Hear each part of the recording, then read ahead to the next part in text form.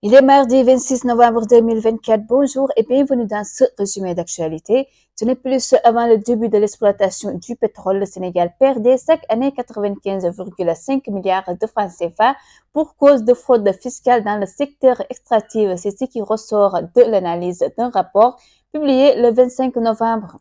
Dakaractu, Koungheul douane saisie de 210 plaquettes de cocaïne pure d'une contre-valeur totale de 18 milliards 800 millions de francs CFA. Leral.net, 25e journée mondiale de lutte contre les violences faites aux femmes, Madame Maïmouna Dièye lance la campagne des 6 jours d'activisme.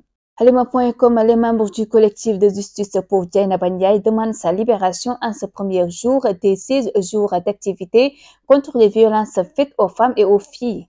Situation financière du groupe GFM Masek. Pastef n'a rien à voir avec. Masek interpelle sur les difficultés financières du groupe Futur Média et dénonce une mauvaise gestion interne. CNews traite tout un peuple de maudit et n'a rien regretté. Ça choque arrêté vendredi par la division spéciale de la cybersécurité pour injures commises par le biais d'un système informatique à l'encontre d'un groupe défini par son origine nationale. Moustapha Diakhaté a été déféré ce lundi devant le parquet. Toujours avec la justice, Madiambal Diagne retire sa plainte contre Dame Mbodj.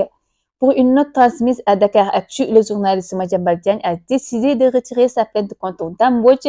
Mon avocat, Maître Babacar Cissé, va déposer un acte de décisme de la procédure pénale que j'avais initiée contre M. Dame Mbodj, syndicaliste pour diffamation, a-t-il informé. CNews, l'ancien ministre de l'Énergie sous Maître Abdoulaye Wade, Samuel Sarr, se retrouve au cœur d'une affaire judiciaire l'opposant à Moustapha Ndiaye, actionnaire et ancien président du conseil d'administration de West Africa. Toujours dans l'affaire de Samuel Sarr, Abdoulaye Dia, Sénico, Arona Dia, ces 2 milliardaires cités dans l'affaire de Samuel Sarr. L'enquête menée par la section de recherche de Colobane sur le contentieux autour de West Africa connaît une accélération notable. La section de recherche de Colobane a pratiquement bouclé l'enquête sur l'affaire Samuel Sarr, sauf changement de programme. L'ancien ministre de l'Énergie sous le régime du président Abdoulaye Wade sera déféré au parquet ce mardi. Leral.net, Mamadou Lamine Massaly a servi une sommation interpellative à plusieurs sites d'information ayant relayé l'information selon laquelle il a été accusé et convoqué pour escroquerie par la section de recherche alors que c'est lui la victime. Immigration clandestine, un jeune pêcheur-passeur interpellé à Bargny.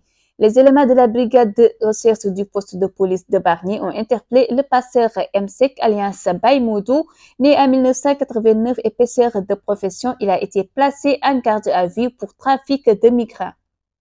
Dakaractu, l'Ukraine a annoncé mardi avoir été la cible durant la nuit d'une attaque russe avec un nombre record de 188 drones de combat qui ont endommagé, selon Kiev, des immeubles résidentiels et des infrastructures essentielles, mais n'a pas fait de victimes.